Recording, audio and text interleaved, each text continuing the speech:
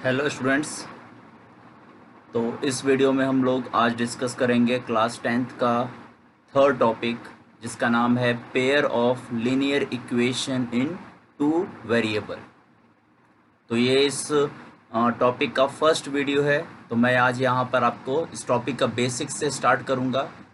क्या होता है pair of linear equation in two variable, उसके सॉल्यूशंस के बारे में, उसको सॉल्व करने के डिफरेंट डिफरेंट प्रोसेस के बारे में, मीन्स जो भी आपको पता होना चाहिए इस टॉपिक के बारे में वो मैं आपको बिल्कुल बेसिक से स्टार्ट करूँगा, ताकि जिसको कुछ भी नहीं आता है वो भी एटलीस्ट इस वीडियो को देख के हल्का फुल्का आपको उसको उनको भी समझ में आने लगे। चलिए शुरू करते हैं our third topic of class tenth, pair of linear equation in two variable. चलिए शुरू करते हैं। तो स्टूडेंट्स, यही है आपका टॉपिक, जिसका नाम है pair of linear equations in two variables. तो हमें समझना है इस टॉपिक में कि इस जो आपका जो जो टॉपिक का नाम है, पहले हम ये समझेंगे इसका मतलब क्या होता है कि what is pair of linear equation in two variable. फिर हम इसके सॉल्यूशंस के बारे में समझने वाले हैं। तो चलिए मैं आपको पहले इस टॉपिक का जो डेफिनेशन है, जो इस टॉपिक का मतलब है, जो नाम आपका दिया हुआ टॉपिक का, इसका मतलब क्या है, पहले मैं आपको इसी के बारे में समझाता हूँ। चलिए शुरू करते हैं। तो स्टूडेंट्स, यहाँ पर अगर आप देखिए तो इस टॉपिक का नाम क्या है, pair of linear equations in two variables. Pair मतलब क्या होता है? पेयर मतलब होता है जोड़ा। कोई भी दो चीज अगर हो तो उसे पेयर कहा जाता है। अगर मेरे पास दो पेन है तो उसे क्या कहा जाएगा? पेयर ऑफ पेन्स कहा जा सकता है। अब पेयर ऑफ पेन कहा जाएगा अगर कोई भी दो चीज है तो उसे पेयर कहते हैं। पेयर मीन जोड़ा, कपल। तो पेयर ऑफ किसका pair? Linear equations in two variable. Linear equations in two variable, दो वेरिएबल का लीनियर इक्वेशन, उसका पेयर। देखिए एक्चुअली मैं आपको linear equation in two variable, ये आपके लिए कोई नया नहीं होना चाहिए। Linear equation in two variable इस इस नाम का एक टॉपिक आपने क्लास 9 में पढ़ रखा है। Linear equation in two variable के नाम का आपको याद होना चाहिए। लीनियर इक्वेशन किसे कहते हैं? लीनियर इक्वेशन किसे कहा जाता है? अगर मैं हल्का सा आपको शॉर्ट में समझा दूं लीनियर इक्वेशन के बारे में, तो पहली बात, इक्वेशन किसे कहा जाता है? इक्वेशन होता है जिस भी अलजेब्रिकल एक्सप्रेशन के अंदर इक्वल टू का सिंबल आ जाए उसे इक्वेशन कहेंगे। एग्जांपल के रूप में अगर मैं आपसे कहूं कि एक्स स्क्वायर प्लस 6 प्लस 7, तो ये क्या है? It's a quadratic polynomial. इसे क्या कहेंगे हम? इसे हम कहेंगे quadratic polynomial. It's a quadratic polynomial. Why? Because variable का मैक्सिमम पावर 2 है, तो ये क्वाड्रेटिक पॉलिनोमियल है। But x square plus 6 plus 7 equal to अगर मैं लगा दिया 0, तो अब क्या बन जाएगा? अब ये बन जाएगा क्वाड्रेटिक क्वाड्रेटिक इक्वेशन बन जाएगा। क्या बन जाएगा? Quadratic equation. इक्वेशन ध्यान रखिएगा, हर उस अलजेब्रिकल एक्सप्रेशन को हम इक्वेशन कह सकते हैं जिसके अंदर क्या आ जाए? जिसके अंदर इक्वल टू का सिंबल आ जाए। क्या आ जाए? इक्वल टू का सिंबल आ जाएगा, तो उस टाइप के अलजेब्रिकल एक्सप्रेशन को हम इक्वेशन कह सकते हैं। अगर इक्वल टू का सिंबल नहीं रहेगा तो वो सिर्फ पॉलिनोमियल रहेगा, पॉलिनोमियल रहेगा। और आप जानते हो क्या होता है पॉलिनोमियल? उसके लिए वेरिएबल का जो पावर है वो नॉन नेगेटिव इंटीजर भी होना चाहिए। बट एक सिंपल सा अगर मैं बताऊं डिफरेंस आप लोग को, तो अगर इक्वल टू का सिंबल है तो इक्वेशन है, अगर इक्वल टू का सिंबल नहीं है तो आप उसे इक्वेशन कंसीडर नहीं कर सकते। ये ध्यान रखिएगा। तो इट्स अ क्वाड्रेटिक इक्वेशन। आपको यहां पढ़ना है लीनियर इक्वेशन के बारे में, और हम जानते हैं, अगर मैंने आपको एग्जांपल दूं लाइक 2x, तो ये 2x क्या है? This 2x is a linear polynomial. ये 2x क्या कहलाएगा? ये कहलाएगा linear polynomial. But 2x equal to 0 अगर कर दिया जाए तो क्या बन जाएगा? ये लीनियर पॉलिनोमियल से ये लीनियर इक्वेशन बन जाएगा। क्या बन जाएगा? It will become a linear equation. पहले वो क्या था? सिर्फ लीनियर पॉलिनोमियल था। x plus 6, it's a linear polynomial, but x plus 6 equal to 0, it will become a linear equation. तो मेन पॉइंट क्या है? लीनियर इक्वेशन मीन्स ऐसा इक्वेशन जिसका वेरिएबल का पावर 1 रहे। इस टाइप के इक्वेशन क्या कहेंगे हम लोग? इस टाइप्स के इक्वेशन को लीनियर इक्वेशन कहेंगे। क्या कहेंगे? लीनियर इक्वेशन कहेंगे। और अगर एक कदम और आगे बढ़ा जाए तो आप देख सकते हो इन दोनों इक्वेशन में सिर्फ एक ही वेरिएबल का इस्तेमाल किया गया है। यहां भी सिर्फ x है, यहां भी सिर्फ x है, तो इसे कहा जाएगा linear equation in one variable. क्या कह सकते हैं इसको हम? इन दोनों इक्वेशन को कह सकते हैं लीनियर इक्वेशन। लीनियर भी है, इक्वेशन भी है, और क्योंकि इन दोनों इक्वेशन में सिर्फ एक ही वेरिएबल का इस्तेमाल किया गया है, सिर्फ x है वहां पर, तो इसे मैं linear equation in one variable भी कंसीडर कर सकता हूं। It's a linear equation in one variable. लेकिन आपको यहां पढ़ना है linear equations in two variables के बारे में, मतलब कि equations like 2x plus 3y equal to 0। This is an example of linear equation in two variable. आप ध्यान दीजिए, ये लीनियर है कि नहीं है? बिकॉज वेरिएबल का पावर 1 है। इक्वेशन है कि नहीं है? बिकॉज इक्वल टू है, इक्वल टू का सिंबल तो इक्वेशन भी है। और साथ में इस एक्सप्रेशन के अंदर आपको दो वेरिएबल्स नजर आ रहे हैं, एक x की टर्म और एक y की term. That means this is a linear equation in two variable. ये क्या है? ये linear equation in two variable का एक एग्जाम्पल है। तो आपको इस टाइप के इक्वेशंस के बारे में इस टॉपिक के अंदर पढ़ना है। और साथ में पेयर है, मतलब कि इस टाइप के दो इक्वेशंस होंगे। क्या होंगे? इस टाइप के दो इक्वेशंस होंगे। A pair of linear equation in two variable. ये आपका क्या है? ये आपका इस टॉपिक का मतलब pair of linear equation in two variable.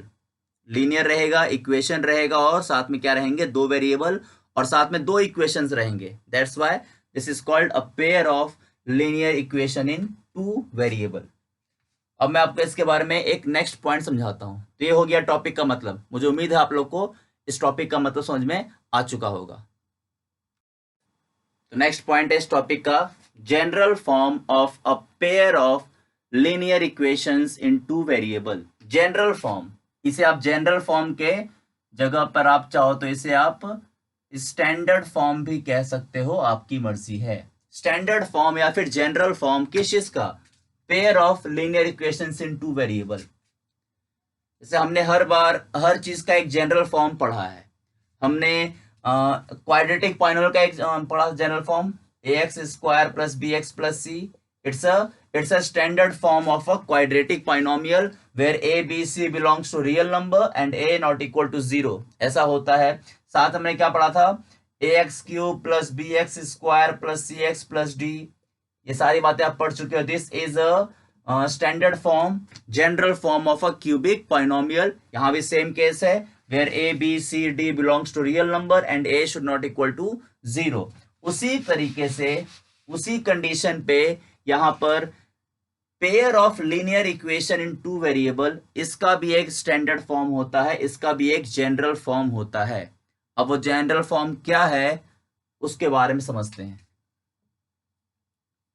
तो a1x plus b1y plus c1 is equal to 0 and a2x plus b2y plus c2 equal to 0. These are called the general form of pair of linear equations in two variables। बस क्या होना चाहिए यहाँ पे? where a1 a2 b1 b2 and c1 c2 belongs to any real number category। क्या होगा? a1 b1 a2 b2 जो भी है वहां पर कोई भी रियल नंबर कैटेगरी हो सकता है। क्या हो सकता है? वहां पे कोई भी रियल नंबर कैटेगरी हो सकता है a1 b1 की जगह पे। तो इसे कहते हैं general form of a pair of linear equations in two variables. अब जरा इस बात पे हल्का सा फोकस कीजिएगा। General form of pair of linear equations in two variable का कहने का मतलब क्या है, जरा समझिए। जनरल फॉर्म कहने का मतलब है कि जितने भी linear equations in two variable का पेयर होगा वो कहीं ना कहीं इसी पैटर्न के ऊपर बेस्ड होंगे, इसी स्ट्रक्चर के ऊपर बेस्ड होंगे। बस वहां पे a1 का, b1 का, c1 का, a2 b2 और c2 इनका वैल्यू चेंज होगा, बाकी सारा पैटर्न यही रहेगा। सिर्फ a1 b1 c1 a2 b2 c2 जो कि x का कोऑफिशिएंट और y का कोऑफिशिएंट है और कांस्टेंट टर्म होता है वो c1 c2, वो उसका खाली वैल्यू चेंज होगा, पैटर्न यही रहेगा, स्ट्रक्चर यही रहेगा। इसे हम कहते हैं general form of a pair of linear equation in two variable. क्या कहते हैं? General form. आई बात समझ में हल्की फुल्की की नहीं आई? और वहां पर क्या है, देखो ये a1 क्या है, a1 हो जाएगा x का कोएफिशिएंट।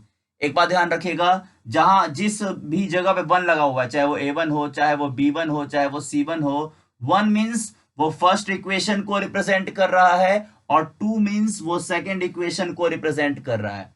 a मीन्स x का कोएफिशिएंट और b मीन्स y का कोएफिशिएंट और c मीन्स क्या है, c मीन्स है कांस्टेंट टर्म। c मीन्स क्या है, कांस्टेंट टर्म।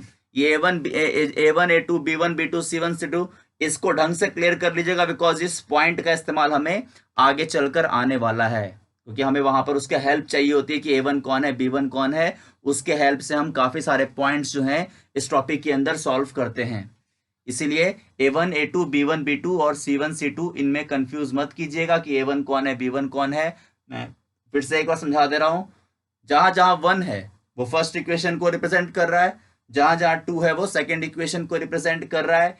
a मतलब है x का कोऑफिशिएंट, b मतलब है y का कोऑफिशिएंट और c मतलब क्या है, कांस्टेंट टर्म है। और ये a1 जो भी है वो सब क्या हो सकते हैं, कोई भी रियल नंबर हो सकता है। ऑल राइट, तो क्या होना चाहिए, a1 b1 और जो भी है a1 a2 b1 b2 c1 c2 real number होता है। और साथ में इसका एक और यहां पर कंडीशन आ जाता है, a1 का स्क्वायर प्लस b1 का स्क्वायर क्या होना चाहिए, नॉट इक्वल टू 0 होना चाहिए।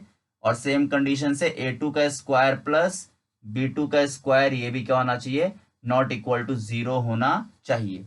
ये एक और कंडीशन रहता है इसमें, इसे भी आप लोग ढंग से समझ लीजिएगा। a1 का स्क्वायर प्लस b1 का स्क्वायर नॉट इक्वल टू 0 होना चाहिए और a2 का स्क्वायर प्लस b2 का स्क्वायर क्या होना चाहिए, नॉट इक्वल टू 0 होना चाहिए। आई बात समझ में? ऑल राइट, तो this is a general form, standard form of a pair of linear equations in two variable. तो this is a general form. अब बात करते हैं नेक्स्ट पॉइंट के बारे में, समझते हैं नेक्स्ट पॉइंट क्या है। तो our next point is solutions of pair of linear equations in two variable. क्या है हम लोग का अगला पॉइंट, सॉल्यूशन के बारे में। एक्चुअली सॉल्यूशन मतलब होता क्या है, सॉल्यूशन को आपने देखा होगा कहीं कहीं पर वैल्यू भी लिखा रहता है, वैल्यू। सॉल्यूशन कहिए वैल्यू कहिए, दोनों का एक ही मतलब है, सॉल्यूशन या फिर वैल्यू का एक ही मतलब है। बट यहां पर किसके वैल्यू की बात कर रहा है, किसके सॉल्यूशन की बात कर रहा है, तो ये बात कर रहा है solution of pair of linear equations in two variable, जिसकी अभी हमने बात की थोड़ी देर पहले। जो हमने जिसका जनरल फॉर्म देखा, उसी का जो पेयर है, उस टाइप के जो इक्वेशंस है उनके सॉल्यूशन की बात कर रहा है। अब इस पूरे कॉन्सेप्ट को समझाने से के लिए मेरे को आपको एक हल्का सा एग्जाम्पल देख के मैं आपको समझाने की कोशिश करता हूं। मुझे ये बताइए आप लोग कि अगर आपसे कहा गया find the solution of x plus 6 equal to 0, अगर आपसे कहा गया find the solution of x plus 6 is equal to 0, तो क्या होगा आपका answer, find the solution of x plus 6 is equal to 0, तो क्या होगा आपका आंसर। कॉमन सेंस की बात है, हमारा आंसर हो जाएगा x इज इक्वल टू -6। तो हम क्या बोलेंगे, हम बोलेंगे x is equal to -6 is the solution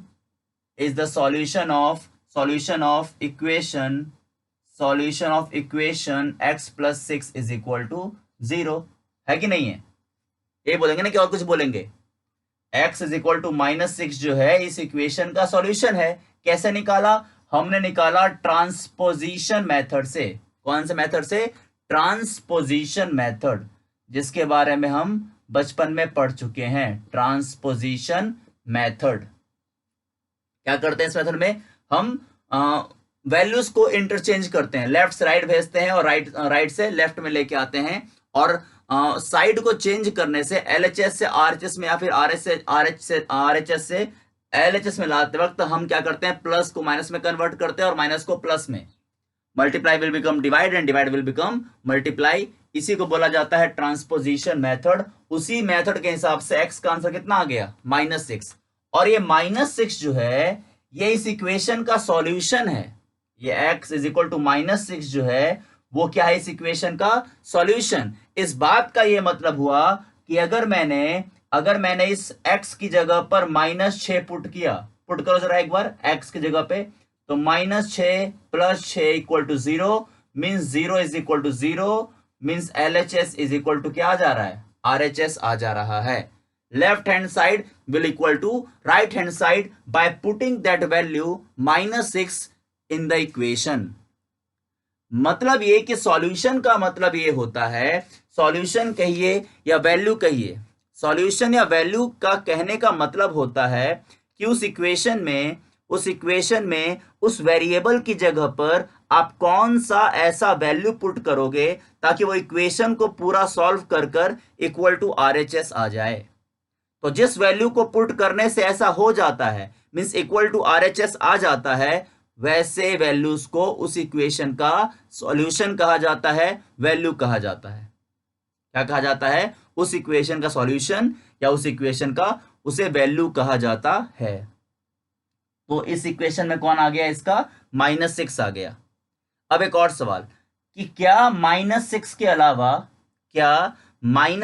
अलावा कोई और ऐसा वैल्यू है जो इस इक्वेशन को इक्वल टू RHS कर सकता है?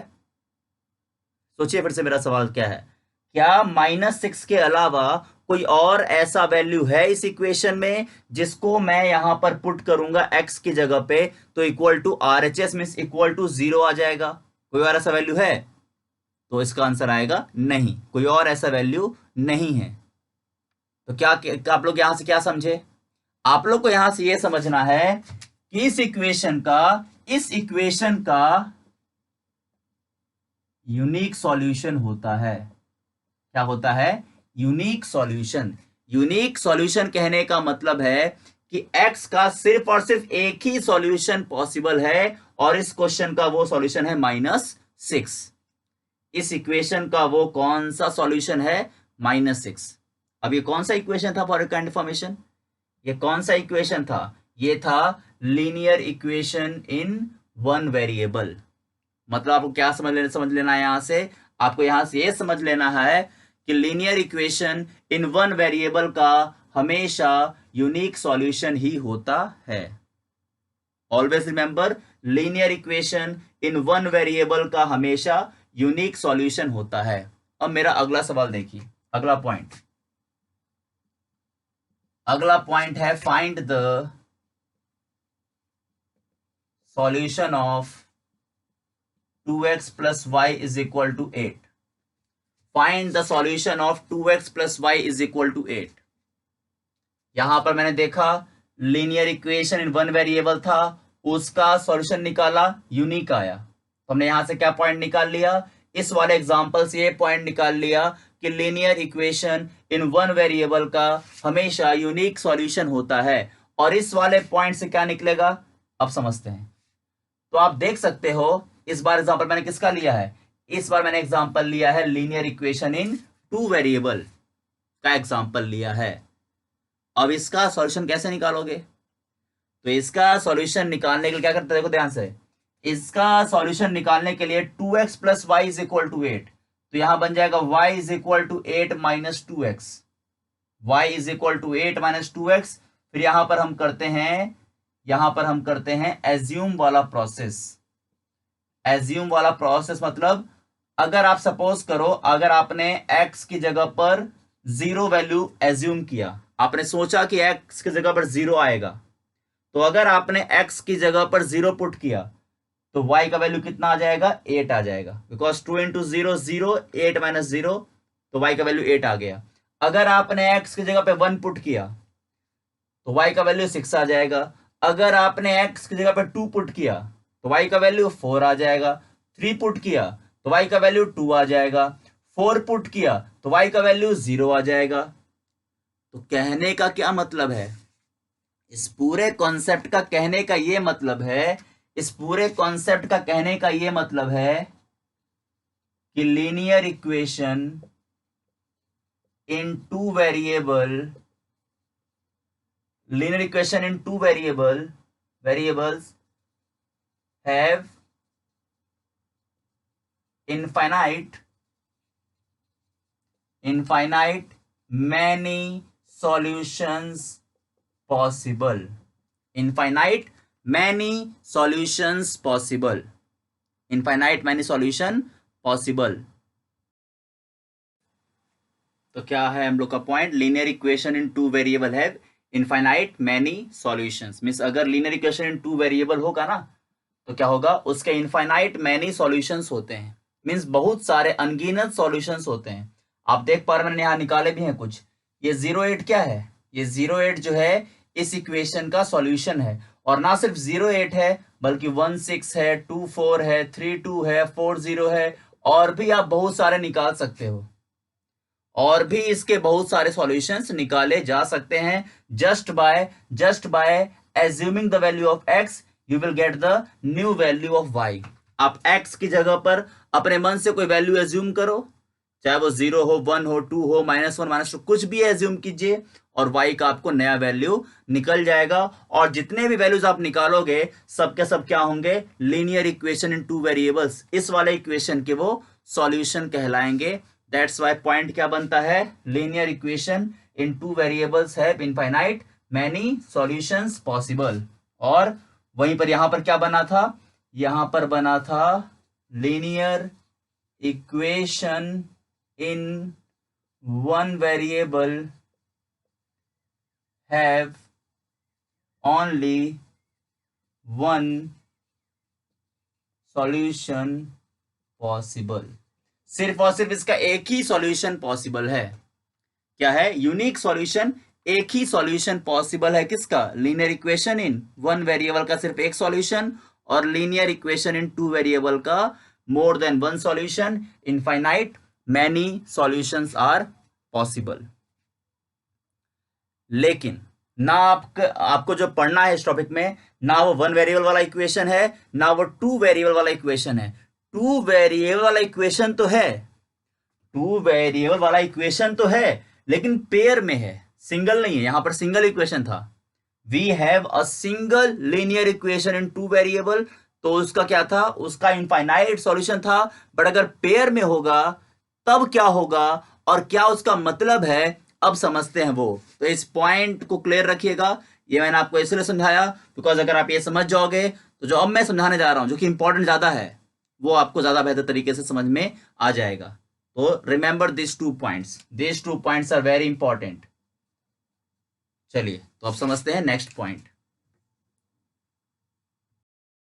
तो अब हम बात करेंगे solution of pair of linear equation in two variable. अभी हमने क्या बात किया, वन वेरिएबल के बारे में और टू वेरिएबल के बारे में, लेकिन टू वेरिएबल में सिर्फ सिंगल इक्वेशन था। अब हम बात करेंगे पेयर ऑफ इक्वेशंस। किसकी बात करेंगे, पेयर ऑफ इक्वेशंस। अब इस पॉइंट को समझाने के लिए, मैं एक छोटा सा एग्जांपल है, तो ठीक है ध्यान दीजिएगा, आपको समझ में तुरंत आ जाएगा। एग्जांपल ये है x plus y is equal to 6 और सपोज करो 2x plus 5y is equal to 7। x plus y is equal to 6, ये क्या है, it's the first equation. 2x plus 5y is equal to 7, ये हमारा सेकेंड इक्वेशन है। और अगर दोनों को देखा जाए, तो मैं क्या कह सकता हूं, दोनों को देखा जाए तो इसे हम pair of linear equation in two variables कह सकते हैं। ये linear equation in two variable का एक पेयर है, इक्वेशंस का एक पेयर है। अब इसका सॉल्यूशन मतलब क्या होता है, ध्यान देना, बहुत ही इंपॉर्टेंट पार्ट में समझा रहा हूं।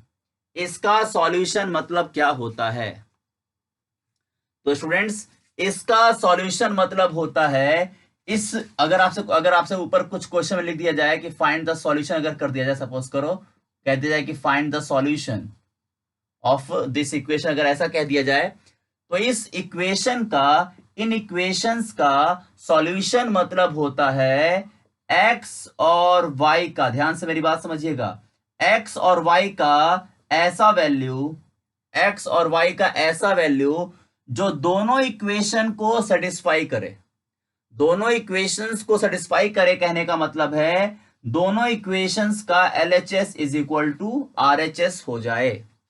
अब मैं आपको एक एग्जांपल दे रहा हूं, ध्यान दीजिएगा। सपोज करो आपने लिया x का वैल्यू 1 और y का वैल्यू लिया 5। एग्जांपल दे रहा हूं, सपोज करो आपने क्या लिया, x का वैल्यू 1 और y का वैल्यू 5। तो अगर आपने इस x के वैल्यू को और y के वैल्यू को फर्स्ट इक्वेशन में पुट किया, 1 + 5 = 6 आ जाएगा, सही बात है। मींस 1 और 5 इस इक्वेशन का, फर्स्ट इक्वेशन का सॉल्यूशन है। बट अगर आपने इस वैल्यू को सेकेंड इक्वेशन में पुट किया तो वहां पर आ जाएगा 1, तो यहां बन जाएगा 2 और यहां पर 5, तो आ जाएगा 25। मींस 25 + 2 27 होता है, बट यहां पर सिर्फ 7 लिखा हुआ है। यहां पर क्या लिखा हुआ है, सिर्फ 7 लिखा हुआ है। मतलब कि जो x = 1 और y = 5 है, ये फर्स्ट इक्वेशन का सॉल्यूशन है, लेकिन सेकेंड इक्वेशन का सॉल्यूशन नहीं है। तो ये जो x = 1 और y = 5 है, ये इन दोनों का इक्वेशन नहीं हो पाया, इसीलिए इस वैल्यू को हम इनका सॉल्यूशन नहीं कहेंगे। यहां ध्यान रखिएगा, आपको ऐसा वैल्यू निकालना होता है, आपको ऐसा वैल्यू निकालना होता है जो क्या करे, जो दोनों इक्वेशन को सेटिस्फाई करना चाहिए, फर्स्ट को भी सेकंड को भी। बिकॉज हम यहां पर पेयर की बात कर रहे हैं, यहां पर अलग अलग सेपरेट नहीं चाहिए, हमें यहां पर पेयर का सॉल्यूशन चाहिए। Find the solution of this, दोनों का सॉल्यूशन मींस आपको x और y का ऐसा वैल्यू निकालना पड़ेगा जो दोनों इक्वेशन को सेटिस्फाई करे। मींस फर्स्ट में वैल्यू पुट करोगे वहां भी इक्वल टू RHS होना चाहिए, और सेकेंड में वैल्यू पुट करोगे तो वहां पर भी इक्वल टू RHS होना चाहिए। तो this is not the solution. अब अगर सपोज करो यहां पर 27 होता, क्या होता यहां पे 27 अगर होता, तब मैं क्या कहता, तब मैं इसको इस इक्वेशन का सॉल्यूशन कह पाता। क्योंकि अब क्या हो रहा है, अब इस वैल्यू को इन दोनों इक्वेशंस में पुट करने पर LHS is equal to RHS हो जा रहा है। आई बात समझ में या नहीं आई? तो ये होता है solution of pair of linear equation in 2 variable का मतलब। अब यहां पर ध्यान दीजिएगा, यहां पर भी 3 केसेस हैं। क्या है? 3 केसेस, ध्यान समझना। पहला केस है if a1/a2 not equal to b1/b2, if a1/a2 not equal to b1/b2, then the pair of equations, कौन सा इक्वेशन, ये इसकी बात कर रहे हैं लीनियर की, then the pair of equation has unique solution।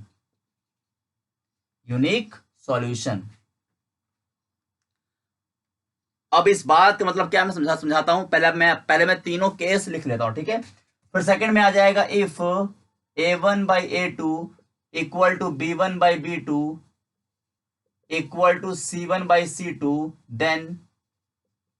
then the pair of equation has infinite many solution।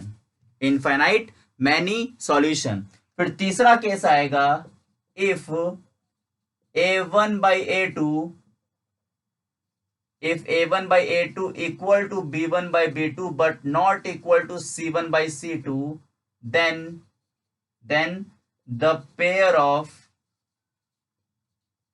equation has no solution। अब इनका मतलब क्या है समझिए,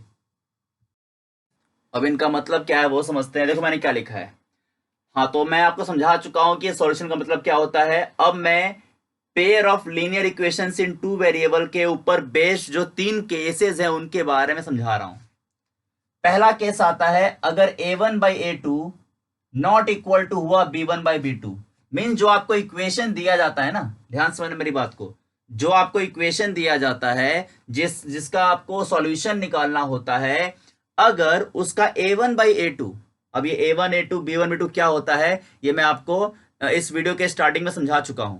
a1 क्या था, फर्स्ट इक्वेशन का x का कोऑफिशिएंट, a2 क्या था, फर्स्ट इक्वेशन का सेकंड इक्वेशन का x का कोऑफिशिएंट। 1 मींस फर्स्ट इक्वेशन की बात कर रहा है, 2 मींस सेकंड इक्वेशन की बात कर रहा है, a मींस x का कोऑफिशिएंट और b मींस y का कोऑफिशिएंट और c मींस कांस्टेंट टर्म होता है। ये हम समझ चुके हैं।